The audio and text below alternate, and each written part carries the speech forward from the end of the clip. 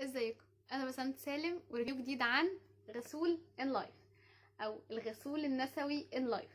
ان لايف الفيمينين جل كان وصلني من شهر ونص، وكنت قلت لكم ان انا ان شاء الله اول ما اخلص تجربتي معاه هعمل لكم الريفيو عنه على طول. خلوني الاول اقول لكم ان انا وانا بعمل اعداد الحلقه ما كنتش متاكده هل المفروض ان انا اكتب على الفيديو هل هو للبنات والسيدات فقط ولا لا، ولكن تاكدوا ان اي راجل هيقرر ان هو يحضر الفيديو بتاعنا ف مفيش اي الفاظ تخدش الحياء، لاننا بنتكلم بشكل علمي وتقني بحت. فخلونا نبتدي الفيديو واقول لكم ان احنا ليه بنستعمل الغسولات النسويه. اشهر واهم اجابه وجود الالتهابات او للتخلص من الالتهابات، والالتهابات بتكون اسبابها كتير جدا. قله شرب الميه بتعمل التهابات، وجود صديد في البول بيعمل التهابات، وجود بكتيريا في مجرى البول بيعمل التهابات، تغير البكتيريا النافعه لبكتيريا ضاره في منطقه المهبل بتعمل التهابات. السؤال اللي هيتكرر كتير بعد الفيديو لو ما كنتش قلته، وهو ايه اللي يخلي في بكتيريا في مجرى البول يصيب المنطقة دي بالالتهابات؟ هقول لكم ان علشان المنطقة الحساسة عندنا تجويف واحد موجود فيها الجهازين، الجهاز البولي والجهاز التناسلي، فأي مشكلة في واحد من الجهازين بيسمع في التاني ويترجم في شكل التهابات في المنطقة الحساسة. ومن هنا كان دور يعني وجود الغسولات النسوية. طيب هل هي علاج حقيقي للالتهابات؟ لا طبعا. علاج الالتهابات بيكون على حسب السبب، وبتبقى ليه خطة علاج. اما بتعملي تحاليل وتعرفي ايه السبب، ايه سبب الالتهابات، بتاخدي خطة علاج. واحيانا يعني خطة العلاج بتستمر لمدة اسبوعين، وخصوصا لو كانت بسبب بكتيريا. ف محدش بيقدر يستحمل الالتهابات لمدة اسبوعين، ومن هنا تم اختراع الغسولات النسوية علشان تقلل الإحساس بالالتهابات وتقلل الإحساس بالأكلان. فأنا النهاردة جايبه لكم ريفيو عن غسول نسوي ممكن نستعمله في الفترة دي، وهو الان لايف جل. فخلونا زي ما اتعودنا في كل الريفيوز هنعرف بالمنتج ونقول مميزات وعيوب وصفات محايدة. خلونا نعرف بالمنتج. ان لايف مكتوب عليه ان هو فيمينين واشبل جل، يعني غسول نسوي للمنطقه الحساسه بريحه المسك والعود، ودي الريحه اللي انا اخترتها للتجربه الشخصيه. ولكن الريحتين التانيين المشمش والخوخ والفواكه الاستوائيه اللي جربوه معايا هم اللي اخدوها. مكتوب عليه كمان ان هو للاستخدام الخارجي فقط، وعجبني قوي ان هما كاتبين كوزماتيك برودكت، يعني منتج تجميلي مش منتج علاجي زي ما قلنا من شويه.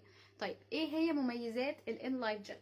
اول حاجه الاحساس الفوري بالراحه وضياع الالتهابات، وده بيبقى ممتاز لما تكوني مش مرتاحه بسبب الشعور بالاكلان، وهو ده اللي بيدفعنا رقم واحد لاستعمال الغسولات. بمجرد ما تحطيه ويتشطف فالإحساس ده بيروح لمدة أقل حاجة فيها ساعتين، بيوصل لو الالتهابات بسيطة ممكن يكمل معاكي لحد الصبح.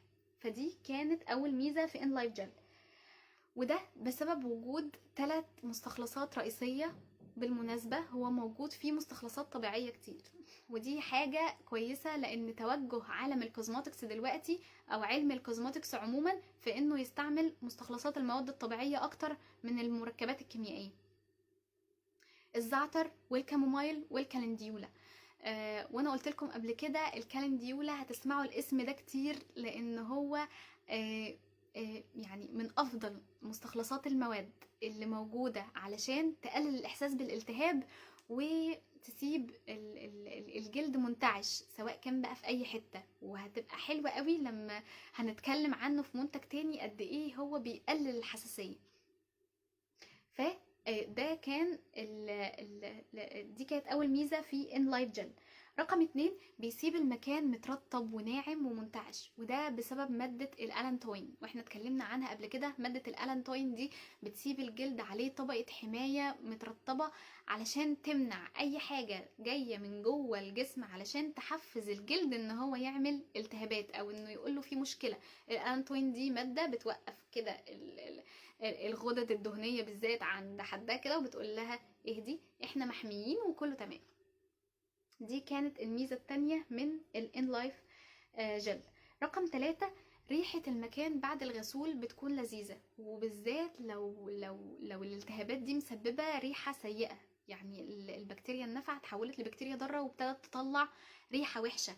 فالان لايف جل ريحته لذيذة جدا وبيسيب ريحة المكان لذيذة. ما بتدومش الوقت طويل، وده طبيعي في كل الغسولات، ولكن الريحة حتى بعد ما بتروح بتكون ريحة نظافة، مش ريحة تقرحات والتهابات. رقم 3، بيسيب شكل الجلد صحي وبيلمع، ومش هقول متفتح علشان لسه هنتكلم في التفتيح في الصفات المحايدة.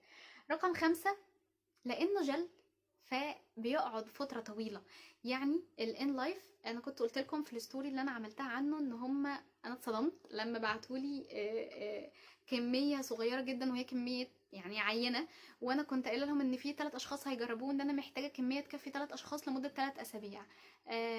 معرفش الميس اندرستاندينج ده حصل ازاي، ولكن هم بعتولي كمية صغيرة جدا كفت مع اللي جربوه معايا استعمال يومي اسبوع ونص، من 10 ايام ل 12 يوم ده بينهم. لكن انا قاعد معايا 23 استعمال، يعني اسبوعين ونص. ف دي كانت مدة التجربة. بس هو يعني انا ما كنتش متوقعة اصلا ان هو هيقعد الفترة دي، فدي حاجة كويسة. رقم 6، سعر مناسب. حجم ال 100 مللي ده ب 29 جنيه، والحجم ال 220 مللي كان ب 59 جنيه، فده كان سعره مناسب جدا. ندخل بقى على عيوب الان لايف. الان لايف فيه عيب مهم جدا، وهو ان بيتعامل، هو يعني احنا قلنا ميزته ان هو بيتعامل مع الاكياس، يعني مع الالتهابات والتكيسات والتقرحات اللي موجودة، ودي بتبقى متخصصة عند المدامات، ولكن لو كانت مقفولة. لكن لو كانت مفتوحة او في جرح مفتوح، انت للأسف مش هينفع تستعملي الان لايف، لان لو استعملتيه هيسبب التهاب للجرح، فللأسف انت مش هتستعملي الان لايف لو عندك جرح مفتوح في تجويف المنطقة الحساسة. رقم 2، لو عندك حساسية لأحد المكونات، وأشهر الحساسية أو أشهر المواد اللي ممكن تكون عندك منها حساسية الزعتر والعيلة بتاعته. يعني لو عندك حساسية من اللافندر، لو عندك حساسية من النعناع، لو عندك حساسية من الروزماري، للأسف مش هينفع تستعملي الان لايف جل، علشان الحساسية هتسبب لك زيادة في الالتهابات وزيادة في الشعور بالأكلان. رقم 3، في جملة كاتبينها في البامفلت ان كل ما حطيتي، يعني كل ما المدة بتاعة الجل قعدت فترة اطول على جلدك، كل ما ده ادى ريحة احسن، وكل ما ده ادى تفتيح اكتر. للأسف الجملة دي مش صحيحة خالص، بسبب وجود الميكس بين التي تري اويل، مادة التي تري اويل ومادة الالوفيرا. الميكس ده مع بعضه للأسف ما ينفعش يقعد على الجلد أكتر من دقيقتين، لأنه لو قعد أكتر من كده بيعمل نتيجة عكسية بسبب التهابات في الجلد. دي أقل حاجة، والالتهابات يعني غمقان في الجلد. فللأسف هو مش هيستعمل من 3 ل 5 دقايق، لا هو ماكسيموم دقيقتين، سواء كنتي بنوتة أو سواء كنتي مدام. ودي كانت عيوب الان لايف جل. طيب خلونا ندخل على الصفات المحايدة. والصفات المحايدة لو انت اول مرة تشوفيني، فهي صفات ممكن تكون عجبتني وما عجبتش اللي جربوه معايا، او ما عجبتنيش وعجبت اللي جربوه معايا. اول حاجة وهي يعني عجبتني وما فرقتش معايا، ولكن ما عجبتش اللي معايا، وهو التفتيح. غسول ان لايف هو غسول، ما قالوش ان هو غسول تفتيح. والغسول علشان يفتح اي منطقة بيقعد 28 يوم استخدام يومي متواصل، وده 28 يوم دي مدة تجدد الجلد، علشان تشوفي يعني فرق في درجة بشرتك. فاللي معايا كانوا فاكرين ان هما هيفتح على طول. لا، هو مش هيفتح على طول، هو بيسيب الجلد شكله بيلمع وصحي ومنتعش نظيف من الاخر، ولكن مش بيفتح، يعني مش هتشوفي تفتيح. او ممكن علشان انا ما جربتوش غير اسبوعين ونص، ما شفتش غير ده، واللي جربوه معايا اسبوع ونص، ولكن انا ما شفناش تفتيح. يمكن الله اعلم لو في ناس جربته مدة اطول، كان يعني لو كنت جربت مدة اطول كان ممكن اشوف فرق في التفتيح، ولكن انا ما شفتش فرق، وما فيش اي علامة تبين لي ان هو ممكن يفتح بالدرجة، يعني مثلا زي ما العروسة بتبقى محتاجة ان هي تفتح درجة او درجتين زيادة حتى بوجود مستخلص الليكوريش، فهو مش تفتيح كفاية، لان التفتيح يعني تقشير، واحنا ما ينفعش نعمل تقشير في المنطقة دي. دي كانت الصفة المحايدة رقم 1 في الانلايت جل. رقم 2، ودي برضو انا قلتها لكم في الاول بس اللي معايا ما عجبتهمش، هو مش منتج علاجي للالتهابات، هو منتج تجميلي بيقلل لك الاحساس بالالتهاب ولكن مش بيعالج الالتهابات. خطة علاج كاملة بتبقى لاسباب الالتهاب، ولكن هو بيقلل الاحساس من الالتهاب.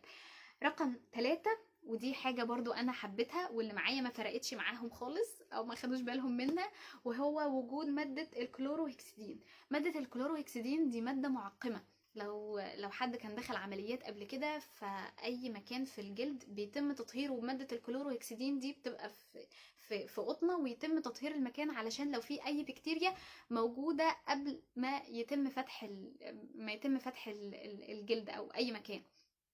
فهي موجودة في الانلايت جل، وده بيزود يعني بيخلي المكان معقم، يعني هو فيه مضاد بكتيريا وفيه مضادات التهابات وفيه مادة كمان معقمة. اديكوا بقى يعني كده الريفيو خلص، ولكن انا عاوزه اديكوا شويه نصايح تخليكوا تستفيدوا بكل جنيه هتدفعوه في المنتج، علشان يعني ما تندميش على اي عيب ممكن تشوفيه فيه.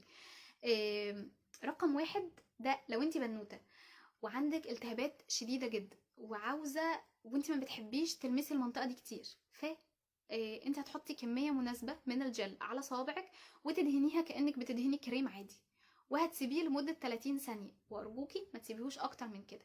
30 ثانيه، دقيقه ماكسيمم، ومن غير ما تلمسيه تاني، انت دهنتي خلاص الدقيقه دي، وهتشطفيه بالميه عادي. احساس الاكلان فوريا هيروح، وده لو انت كنتي بنوته. طيب لو انت كنتي مدام وحابه ان انت تغسلي المنطقه دي اكتر وتعقمي اكتر وتطهري اكتر، فهتحطي كميه مناسبه على ايديكي، ولكن هتخففيها بالميه وترغي ايدك كويس جدا علشان ماده الالانتوين تدوب وتديكي احساس للجلد كله احسن، وهتبتدي تغسلي المكان زي ما انت عاوزه. وبكده يعني وما تسيبيهوش اكتر من دقيقتين، زي ما قلنا لو اتساب اكتر من دقيقتين هيجيب نتيجة عكسية. ودي كانت كل حاجة انا محتاجة اقولها لكم عن الانلايف جل. انا استمتعت بالتجربة وحاجة جميلة جدا ان في منتج مصري يعني معمول بالشكل ده، وخصوصا كمان ان هو كوزموتيك برودكت، يعني حاجه كده مش هتسبب لك جفاف للبشره، مش هتسبب لك التهابات بعد ما الالتهابات تروح. فانا كنت سعيده، وشكرا لان لايف جل ان هم اختاروني علشان اجرب المنتج. ما تنسوش تعملوا لايك للفيديو لو عجبكم، وتشيروه علشان يوصل لكل البنات اللي بتعاني من المشكله دي وعاوزه حل سريع بجانب العلاج. ما تنسوش تعملوا لايك لبيج الفيسبوك وسبسكرايب لقناه اليوتيوب، وان شاء الله هستناكم في فيديو جديد. باي.